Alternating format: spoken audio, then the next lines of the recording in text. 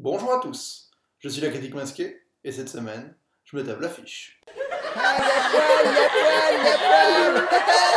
Alors cette semaine, on a du taf, alors on commence tout de suite par The Raid 2. Alors mis de côté ma grande admiration pour le premier opus, qui pour moi était superbe jusqu'à son affiche, qui arrivait à résumer le film en une image. Dommage pour les inscriptions sur le building d'ailleurs, c'était pas nécessaire. Bon, pour commencer, je vais même pas mentionner cette critique en haut de l'affiche qui prend un quart de l'image. Ça m'énerve.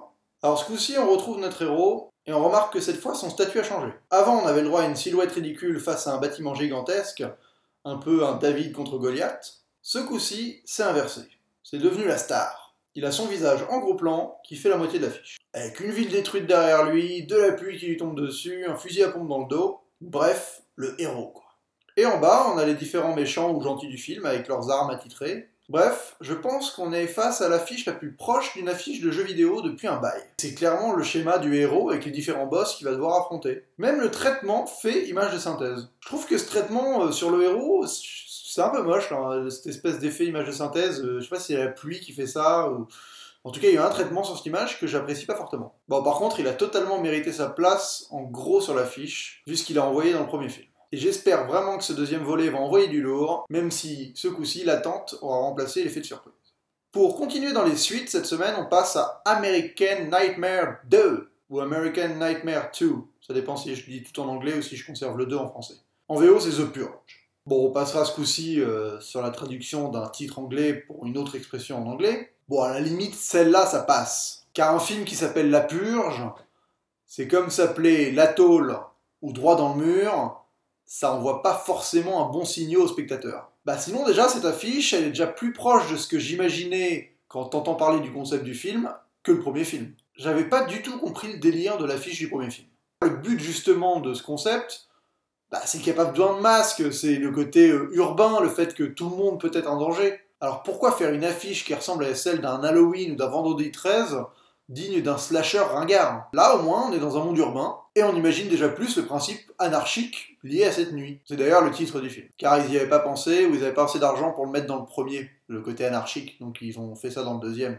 Ouais, là, franchement, on a vraiment envie de se barricader chez soi et de absolument pas être dans la rue à ce moment-là. Ça sert le film. Là, ça fait travailler l'imaginaire et on a déjà plus envie d'y aller. Donc c'est une affiche plutôt réussie, surtout en comparaison du premier volet. Par contre, je sais pas pour vous, mais moi, j'aurais inversé la tagline. Une nuit par an, tous les crimes sont permis, 3 petits points, bienvenue aux États-Unis. Bah pour moi, ça sonne mieux. Mais peut-être que ça raconte pas la même chose. À vous d'en débattre. Sinon, cette semaine, on a Boyhood, avec une très jolie affiche en toute simplicité, qui a le mérite de ne pas tartiner son principe de réalisation unique, comme il aurait été très facile de le faire. Merci à la subtilité de Richard Linklater. Je vous laisse d'ailleurs découvrir l'originalité de ce film. L'affiche réussit à m'apaiser et à me faire un peu replonger en enfance. Le pari est réussi. D'ailleurs, je vous invite à découvrir Richard Linklater, qui est à mon goût trop peu connu en France. Surtout 2 films, Waking Life, qui changera votre vision de la vie sur un point. Je sais pas quel point, mais je suis sûr que ça va au moins la changer sur un point.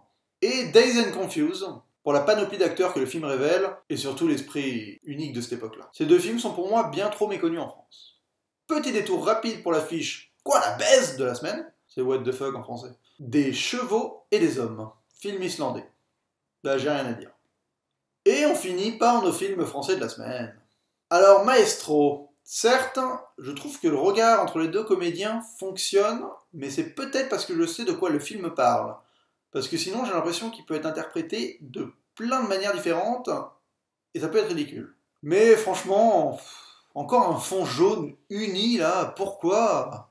J'y connais rien en symbolique des couleurs, mais franchement, est-ce que ça vous donne envie d'afficher cette affiche à votre mur, quoi? Vous vous dites, tiens, je vais prendre l'affiche de Maestro en sortant de la pièce? Non.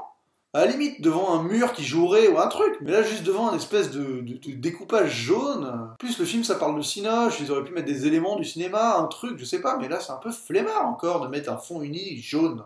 Ah ouais, j'aime pas les fonds unis. Hein. Bah au moins, ça mérite de vendre les acteurs et la relation qu'ils vont avoir entre eux. Bon, ok, ça fait son travail, quoi. Et sinon, il y a les Francis.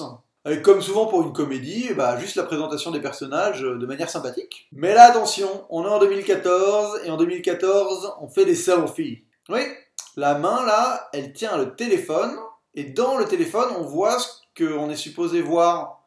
Alors là, c'est des têtes de gens, mais en fait, normalement, ça devrait être nous, parce qu'on est devant l'affiche, enfin, c'est compliqué à mettre en place, dans l'esprit.